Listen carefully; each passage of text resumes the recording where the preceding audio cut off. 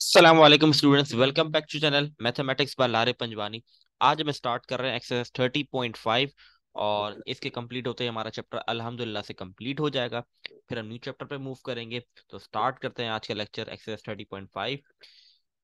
तो basically 30.5 purely word problem पे relate करती है एक्सरसाइज। इसके अंदर कुछ नई चीजें सीखेंगे, वो मैं आपको सवाल टू सवाल, क्वेश्चन टू क्वेश्चन मैं आपको बताता रहूंगा। एंगल ऑफ डिप्रेशन क्या होता है, एंगल ऑफ एलिवेशन क्या होता है। मैंने आपको एक चार्ट भी दिया हुआ, ये हम पढ़ चुके हैं किस तरीके से साइन कॉस टेन की वैल्यूज निकाली जाती हैं बगैर कैलकुलेटर के, 0 डिग्री से 90 डिग्री तक, हाउ फिंगर हैंड ट्रिक के थ्रू। वो मैं सिखा चुका था आपको 30.3 के अंदर। तो स्टार्ट करते हैं। सबसे पहले डायग्राम हमें बनानी पड़ेगी और इन क्वेश्चंस के अंदर डायग्राम ही बहुत इंपॉर्टेंट रखती है। अगर आपको डायग्राम क्लियर बना लिया आपने तो आपका 80% काम कंप्लीट हो जाता है। बाकी फिर सॉल्यूशन रह जाता है, लेकिन diagram is the most important part in this word problem.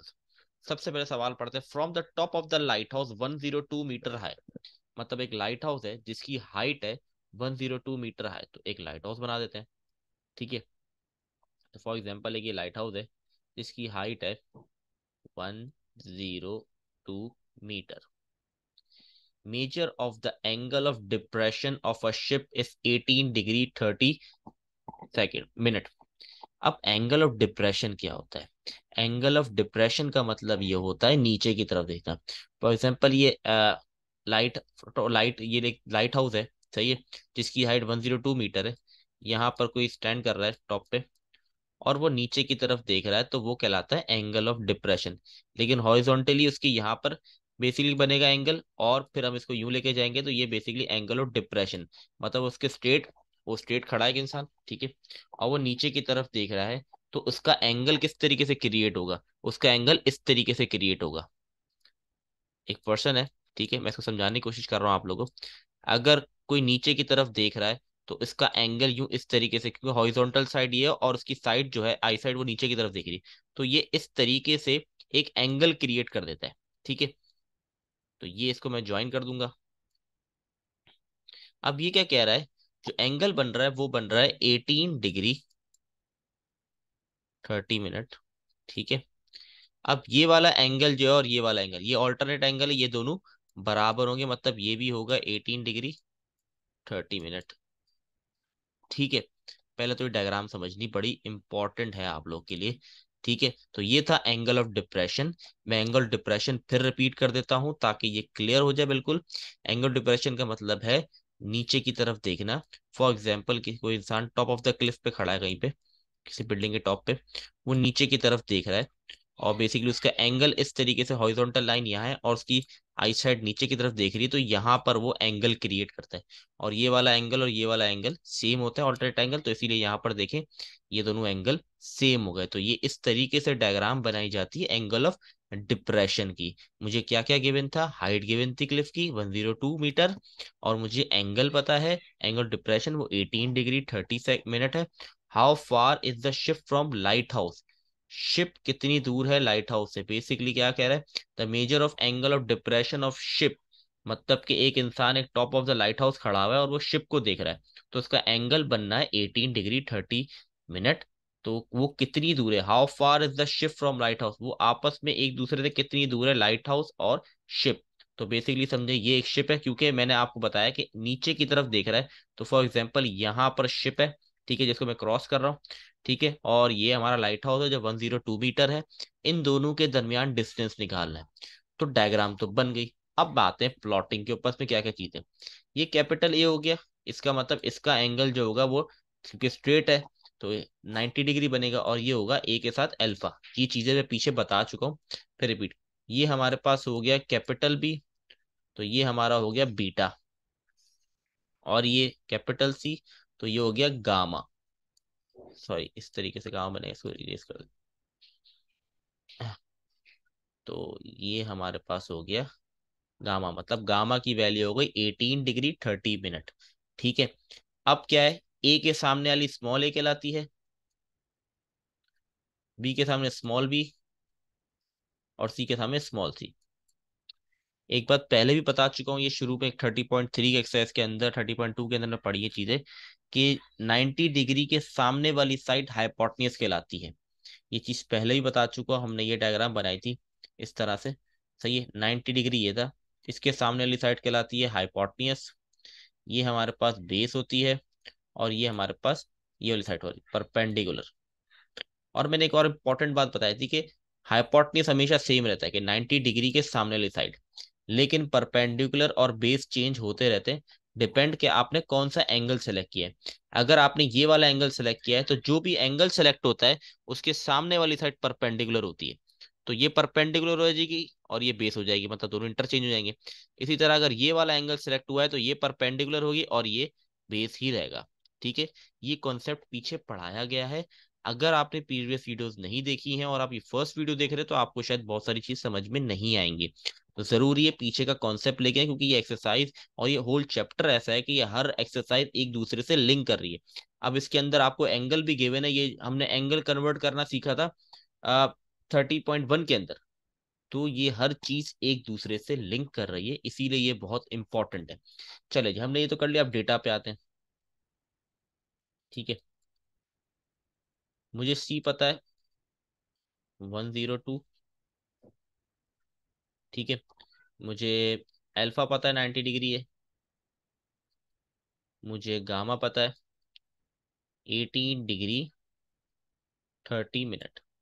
अब इसको मैं कन्वर्ट कर दूंगा, जब इसको पूरा डिग्री में कन्वर्ट कर दूंगा तो ये आ जाएगा 18.5 डिग्री। अब ये कैसे आया ये मैं 30.1 में सिखा चुका हूँ, और उसके आगे भी हमने बहुत बार मैंने इसको रिपीट किया है। तो आपने प्रीवियस वीडियो लेक्चर को पक्का रखना है। ठीक है, और हमें क्या निकालना है, हमें निकालना है B, small B find out करना है। अब एंगल कौन सा है, एंगल ये है। तो इसका मतलब इस एंगल जो सेलेक्ट किया उसके सामने वाली साइड क्या हो गई, परपेंडिकुलर, मतलब ये हो गया मेरा परपेंडिकुलर। इसका मतलब ये जो बी है ये कहलाएगा बेस। ठीक है जी, अब आपने क्या करना है, अब हमें ये सवाल हो गए। अब मैंने एक और चीज पढ़ाई थी आपको, some people have curly brown hair till painted black. ये मैंने आप लोग को सिखाया था, मैं एक बार फिर इसको रिपीट कर देता हूँ। ठीक है, some people have curly brown till painted. मैं इस डायग्राम को एक बार वापस बना देता हूँ, थोड़ा कोशिश करता हूँ नीट एंड क्लीन वे में, बहुत ज्यादा गंदगी हो गई है इसके अंदर, तो इसको और बेहतर तरीके से बनाने की कोशिश करता हूँ ताकि और क्लियर हो जाए चीजें हमारे पास। तो ये हमारे पास 102 मीटर हो गया। ये बन गया हमारे पास एंगल। तो ये मेरा एंगल हो गया जो है 18 डिग्री 30 मिनट, और ऑल्टरनेट एंगल सेम जो गामा के बराबर है 18 डिग्री 30 मिनट। ठीक है जी, ए, ये स्मॉल ए हो गया, ये बी स्मॉल बी हो गया, और ये मुझे फाइंड आउट करना है। ठीक है जी, और ये सी हो गया। ये हमारे पास 90 डिग्री है, इस निशान का मतलब होता है 90 डिग्री। ठीक है, ये मेरे पास बीटा हो गया। ठीक है जी, बीटा मुझे नहीं पता। अब ये था इसके, अब जैसे मैंने बताया ये जो हमारे पास गामा है ये एंगल हम इस्तेमाल करेंगे तो इसके सामने वाली साइड हो जाएगी परपेंडिकुलर। इसका मतलब ये है ये बेस हो गया। ठीक है जी, और 90 डिग्री के सामने साइड हाइपोटेन्यूस कहलाती, तो ए हो गया हाइपोटेन्यूस। ठीक है जी, अब इन वर्ड प्रॉब्लम में एक चीज बड़ी अच्छी है कि हमें कोई एक पर्टिकुलर चीज फाइंड आउट करनी होती है, सारी चीजें फाइंड आउट नहीं करनी होती इसके अंदर। तो पर्टिकुलर चीज हमें B, small B find out करना है जो बेसिकली बेस में है, तो उसकी वैल्यू फाइंड आउट करनी है। तो मैंने आपको एक चीज सिखाई थी, some people have curly brown hair till painted black. ये फॉर्मूला मैंने सिखाया था, आपको याद होना चाहिए, अगर नहीं याद तो मैं फिर बता, some people have curly brown hair till painted black. तो टिल पेंटेड ब्लैक, तो इसके पास हमारे पास तीन फॉर्मूले होते हैं। साइन थीटा बराबर होता है सम पीपल हैव, मतलब पी अपॉन एच। इसका मतलब है perpendicular upon hypotenuse.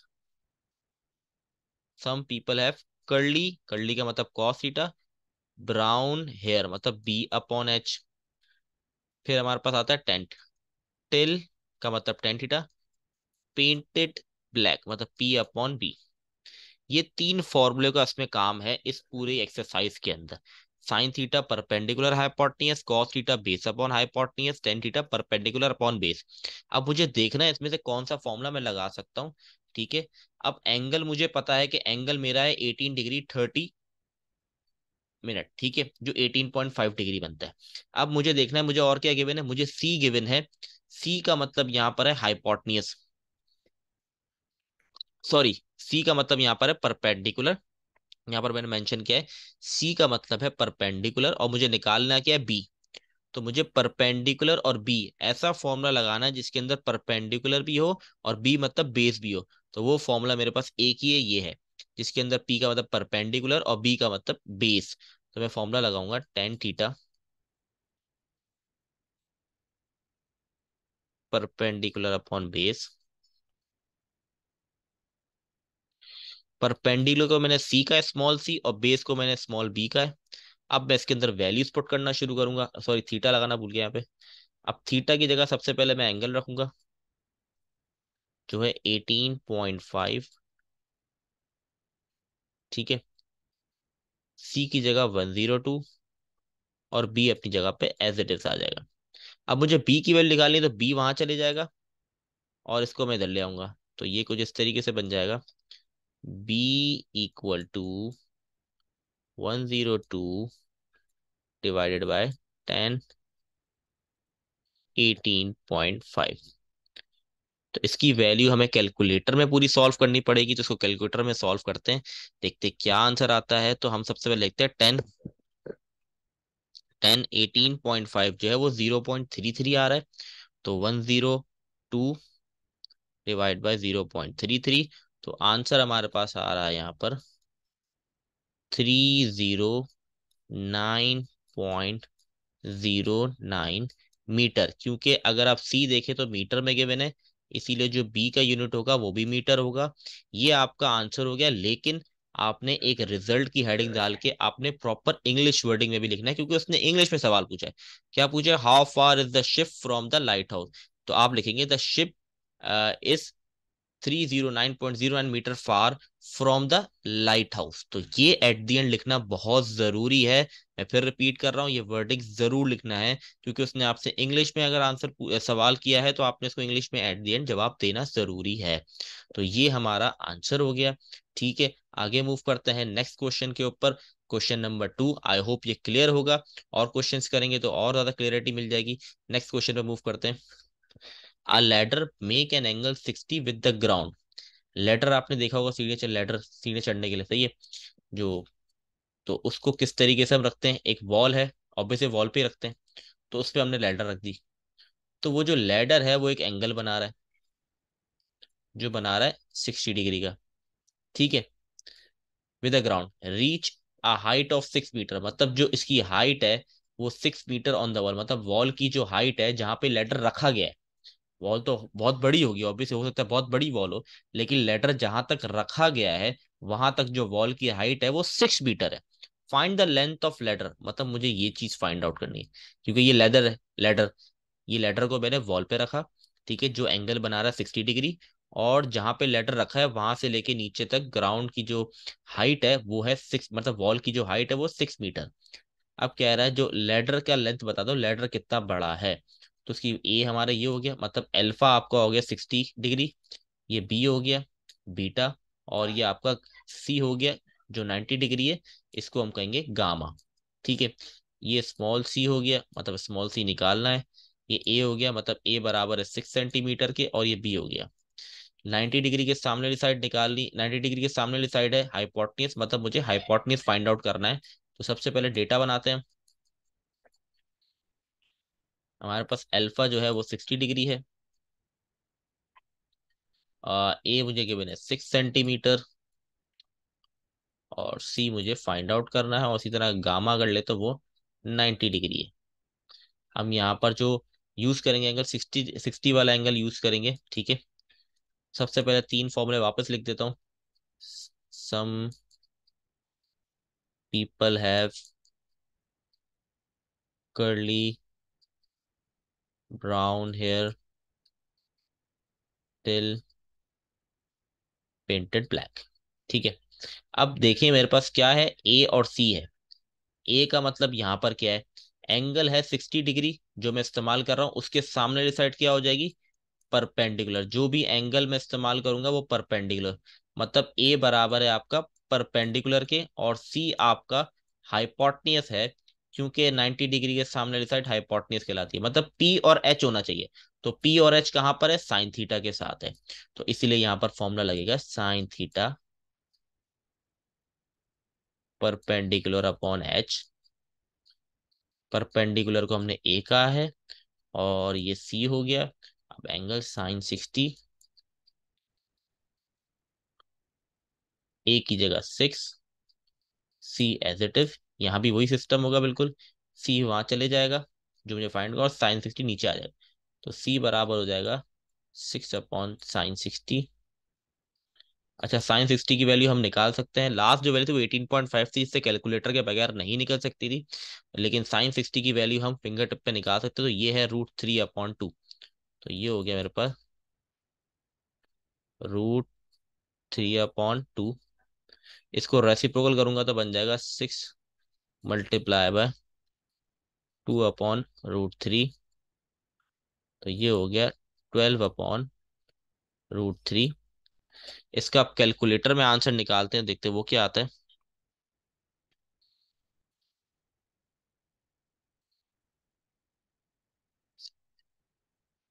12 divide by √3, तो 6 की वैल्यू आ गई 6.93 मीटर, क्योंकि मुझे मीटर में गिवन थी हाइट, इसलिए ये भी मीटर में आएगी। तो आप रिजल्ट लिखेंगे, the length of the ladder is 6.93 metre. मैं फिर कह रहा हूं आपको कि आपने मेंशन करना जरूरी है इंग्लिश में आंसर इसका, ठीक है, ताकि आपके नंबर ना कटें। ठीक है, इस चीज का ध्यान रखिएगा, ये बड़ा इंपॉर्टेंट चीज है। तो आगे बढ़ते हैं, आई होप ये क्लियर होगा आप लोग को। नेक्स्ट क्वेश्चन के ऊपर मूव करते हैं, क्वेश्चन नंबर 3। से पहले इसको क्लियर कर लेते हैं। अच्छा जी, find the angle of elevation. अभी आपने एंगल ऑफ डिप्रेशन पढ़ा, पहला क्वेश्चन जो नीचे की तरफ देखना होता है, एंगल ऑफ एलिवेशन का मतलब होता है ऊपर की तरफ देखना। Find the angle of elevation when a 6 metre high bamboo make a shadow of length 2√3 metre. अभी बैम्बू जो है ये बेसिकली, बैम्बू जो है ये प्लांट होता है, बहुत बड़ी हाइट होती है इसकी, बैम्बू प्लांट कहलाता है ये बहुत बड़ी हाइट वाले होते हैं। तो सबसे पहले हम देखते हैं find the angle of elevation when a 6 metre high bamboo, एक बैम्बू है जिसकी हाइट जो है वो 6 सेंटीमीटर है, ठीक है। Make a shadow of length, मतलब एक शेडो बन रहा है नीचे, और शेडो नीचे ही बनता है, जिसकी वैल्यू 2√3। अब मुझे एंगल ऑफ एलिवेशन निकाल, एंगल ऑफ एलिवेशन का मतलब फॉर एग्जांपल एक इंसान यहाँ पे खड़ा हुआ है, वो बैम्बू को देख रहा है, तो एंगल ऑफ एलिवेशन का मतलब होता है ऊपर की तरफ देखना। तो मतलब ये वाला एंगल निकालना है मुझे। ये हो गया मेरा ए, इसका मतलब अल्फा निकालना है मुझे। ये हो गया बी, ये हो गया गामा, गामा 90 ही रहेगा। बी के सामने स्मॉल बी, तो ये बी की वैल्यू हो गई 2√3। ए के सामने स्मॉल है, तो ए की वैल्यू हो गई 6 सेंटीमीटर। मुझे ये वाला एंगल निकालना है, इसका मतलब ए बराबर होगा परपेंडिकुलर के, और ये मेरा हो जाएगा बेस के बराबर। ठीक है, तो डेटा बना लेते हैं हम सबसे पहले। अल्फा मुझे फाइंड आउट करना है, तो उसको तो एज इट इज रहने दूंगा मैं। ठीक है, इसको सही तरह बना लेते हैं।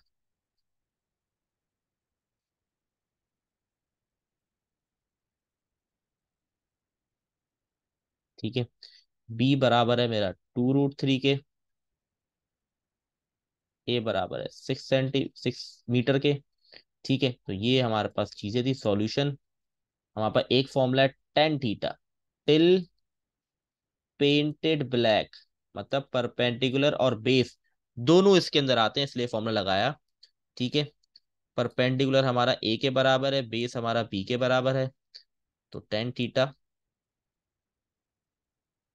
ए की वैल्यू है 6, इसकी वैल्यू 2√3।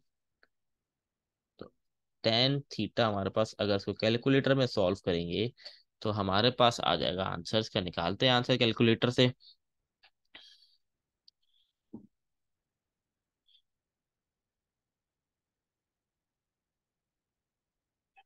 तो ये आ गया टेन थीटा 1.734।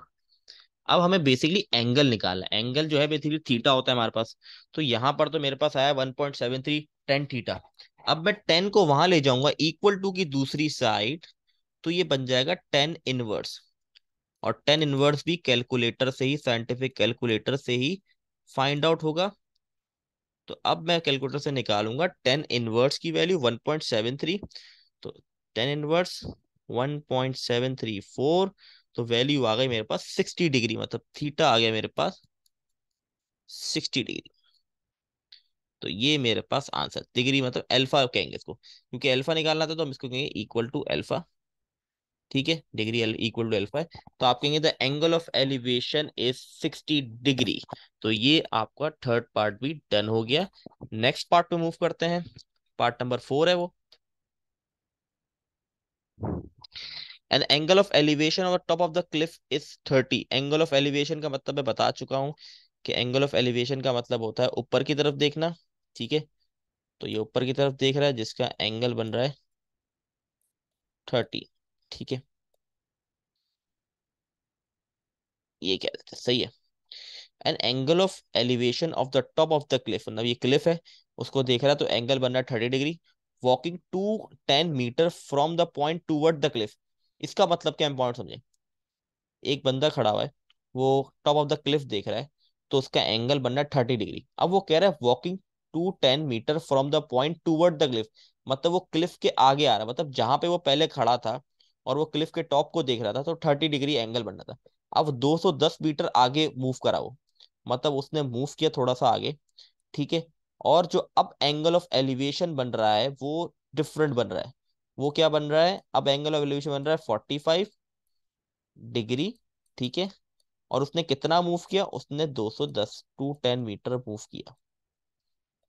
तो निकालना क्या, find the height of the cliff, मतलब ये फाइंड आउट करना है। थोड़ा सा डिफिकल्ट समझने वाला सवाल है, फिर रिपीट कर रहा हूँ।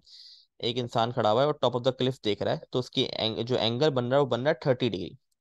फिर वो बंदा थोड़ा सा आगे मूव करा, 210 मीटर आगे मूव करा, तो अब उसका एंगल ऑफ एलिवेशन बन रहा है 45। ठीक है, तो उसने कितना मूव किया, 210 मीटर मूव किया। तो अब इस डेटा के थ्रू मुझे फाइंड आउट करनी है हाइट ऑफ द क्लिफ। ठीक है जी, तो इसको सॉल्व करते हैं, समझते हैं कैसे करना है।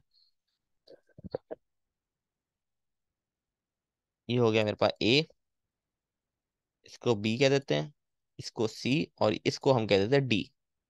ठीक है, अब यहाँ पर बेसिकली क्या है, ये 210 मीटर है, इसको मैं कह देता हूँ एक्स। ठीक है, क्योंकि मुझे ये डिस्टेंस नहीं पता कि जब वो आगे बढ़ा तो इसके बाद क्लिफ और वो आपस में कितने दूर थे, मतलब क्लिफ के लिए वो आगे बढ़ा 210 मीटर, तो अब इन दोनों के दरमियान डिस्टेंस कितना है तो मुझे नहीं पता। सही है, तो इसको मैंने एक्स कह दिया, और जो मुझे निकालना है इसको मैंने वाई कह दिया। ये हमने आसानी के लिए किया ताकि हमारे लिए आसान हो सॉल्व करना। ठीक है, अब जब मैं इन दोनों चीजों को कंबाइन करूंगा, मतलब अगर मैं 45 डिग्री हटा दूं, क्या बन जाएगा, 210 प्लस एक्स बन जाएगा, क्योंकि दोनों को प्लस करूंगा तभी टोटल डिस्टेंस आएगा, और एक्स तो मुझे पता नहीं। अब इसको सॉल्व करने का बड़ा तरीकेकार ये है कि आपने दो डायग्राम, अगर आप देखें दो ट्राइंगल बने हुए इसके अंदर, राइट एंगल ट्राइंगल। ठीक है, तो पहले हाफ ऑफ करके सॉल्व करना पड़ेगा ताकि आसान हो। पहले मैं ये ए बी सी ले रहा हूँ, ए बी सी, मैं इसको यहां बना देता हूँ ये ताकि आसान हो आपके लिए। मैंने पहले लिया ए बी सी। ए की है 30 डिग्री, और उसका पूरा डिस्टेंस कितना आ रहा है, 210 प्लस एक्स। ठीक है, ये y के बराबर है, जो मुझे निकालना है मैंने इसको y के बराबर ले लिया।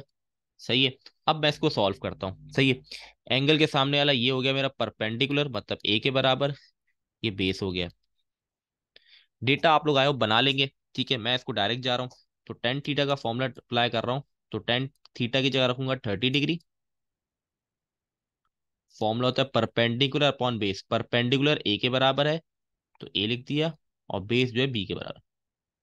a की वैल्यू मेरे पास है y, और b की वैल्यू मेरे पास 210 प्लस एक्स।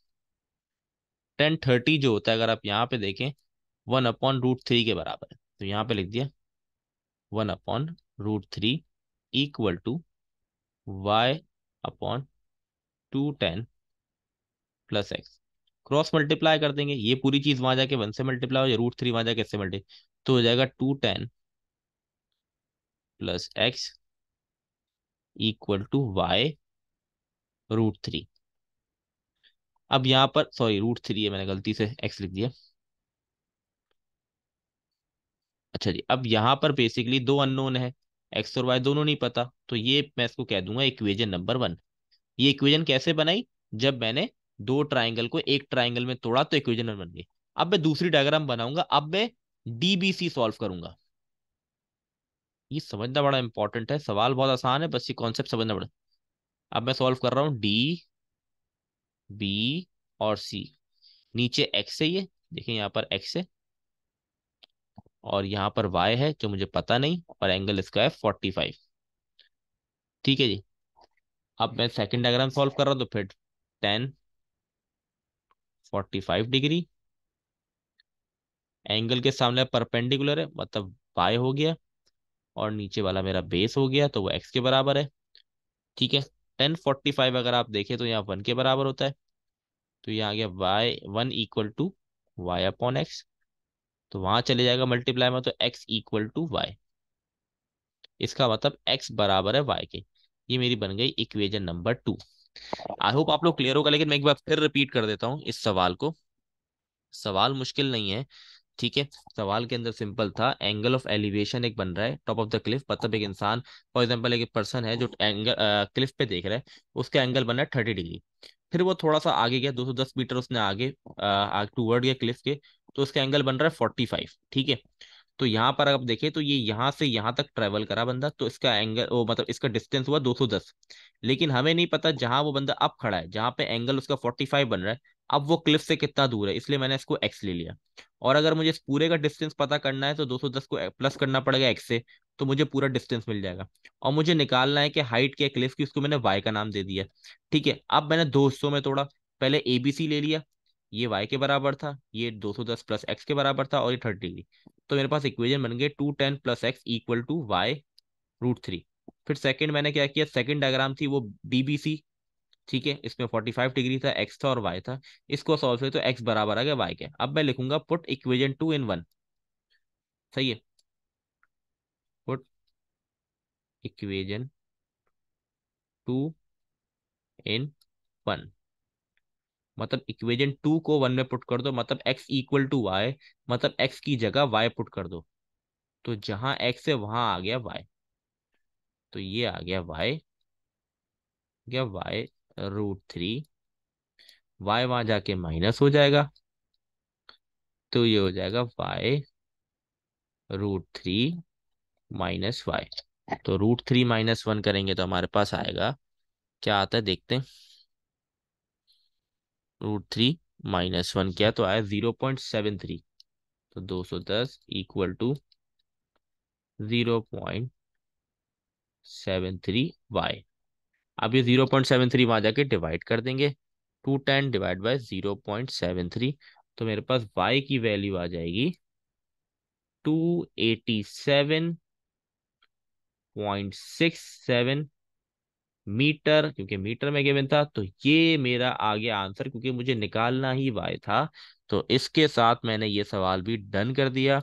आई होप आप लोग क्लियर होंगे, इसमें भी रिजल्ट जरूर लिखिएगा। The height of the cliff is 287.67 metre.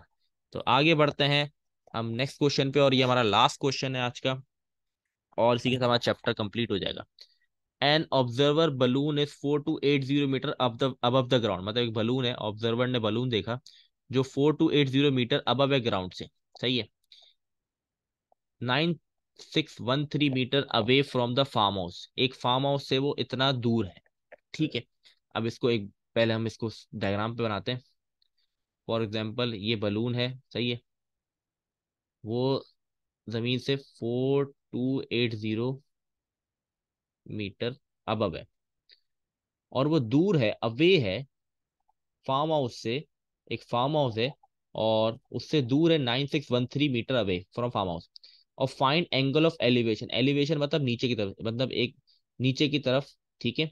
ये फार्म हाउस दूर है, कितना दूर है फार्म हाउस, 9613 मीटर। ठीक है जी। एंगल ऑफ डिप्रेशन है, सॉरी एंगल ऑफ डिप्रेशन है, इसलिए इस तरीके से एंगल यहाँ पर भी बनेगा, और ये दोनों एंगल सेम होते हैं, तो यहाँ पर बेसिकली मुझे एंगल निकालना है।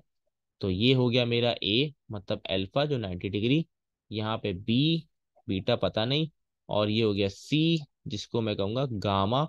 और मुझे इसके अंदर गामा फाउंड आउट करके देना है। और ए के सामने स्मॉल ए, सी के सामने स्मॉल सी, और बी के सामने स्मॉल बी। मुझे ये वाला एंगल निकालना है, मतलब यहाँ पर एंगल के सामने सी है, इसका मतलब ये हो गया पी, मतलब परपेंडिकुलर। और ये मेरा हो गया बेस। तो फिर मैं डेटा नहीं बना रहा, क्विकली जा रहा हूँ उस पर। टेन थीटा का फॉर्मूला लगेगा, जो परपेंडिकुलर बेस के बराबर होता है। एंगल की जगह मैं लिख दूंगा गामा, क्योंकि मुझे फाइंड आउट करना है। परपेंडिकुलर की जगह लिख दिया 4280 डिवाइड बाय 9613।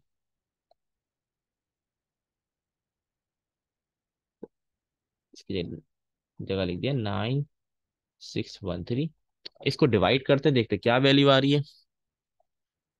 4280 डिवाइड बाय 9613, तो 0.44 आ गया। 10 गामा 0.44। अब 10 को वहां ले जाऊंगा, 10 इनवर्स हो जाएगा, ये हमने पहले भी पीछे देखा है। तो 10 इनवर्स 0.44 क्या आता है, देखते हैं कैलकुलेटर के अंदर। 10 इनवर्स 0.44 आ रहा है मेरे पास 23.7। अगर इसको राउंड ऑफ कर देगा 24 डिग्री बेसिकली आ रहा है ये। ठीक है, राउंड ऑफ कर देगा तो 24 डिग्री आ रहा है। तो आप लिख the angle of depression of farm house as observe from the balloon is 24 degree. तो ये आपका आंसर डन हो गया, और इसी के साथ आपका चैप्टर भी वाइंड अप हो गया। बहुत आसान सवाल है, कॉन्सेप्चुअल सवाल है बहुत ज्यादा। जिसका कॉन्सेप्ट क्लियर होगा, कॉन्सेप्ट बेसिकली आपको some people have curly brown hair पता होना चाहिए। उसके पता होने के लिए आपको ट्राइंगल के बारे में पता होना चाहिए, हाइपोटेनस क्या होता है, परपेंडिकुलर क्या होता है। ये बहुत बेसिक है ट्रिग्नोमेट्री की, जो आपको आनी चाहिए अगर आपने शुरू से क्लास ली है।